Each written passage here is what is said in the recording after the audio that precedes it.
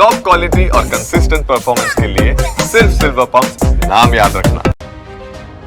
નમસ્કાર, સમાચાર સાથે હું હિના બુલેટિનની શરૂઆત કરવી છે કે જ્યાં રાજ્યમાં હજુ પણ વરસાદનું જોર યથાવત છે ત્યારે છેલ્લા 24 કલાકમાં રાજ્યમાં કેટલો વરસાદ પડ્યો તેની સંપૂર્ણ વિગતે વાત કરીએ।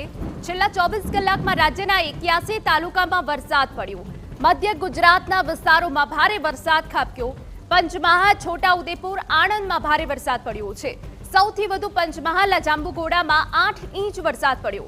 છોટાઉદેપુરના પાવી જેતપુરમાં 5 ઇંચ વરસાદ નોંધાયો। આ તરફ આણંદના પેટલાદમાં 3.5 ઇંચ વરસાદ નોંધાયો।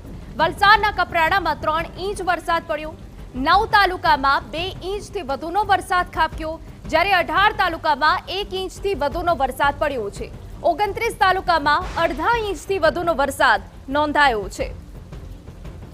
તો 81 તાલુકા એવા છે કે જ્યાં ભારે વરસાદ જોવા મળ્યો હતો। મધ્ય ગુજરાતના વિસ્તારોમાં ભારે વરસાદ ખાબક્યો છે, જેમાં પંચમહાલ, છોટાઉદેપુર, આણંદમાં ભારે વરસાદ પડ્યો। સૌથી વધુ જો વાત કરીએ તો પંચમહાલના જાંબુઘોડામાં 8 ઇંચ વરસાદ પડ્યો।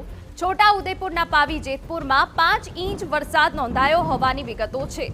આણંદના પેટલાદમાં 3.5 ઇંચ વરસાદ પડ્યો, જ્યારે વલસાડના કપરાડામાં પણ 3 ઇંચ વરસાદ પડ્યો છે। 9 તાલુકા એવા છે કે જ્યાં 2 ઇંચથી વધુનો વરસાદ પડ્યો છે। 18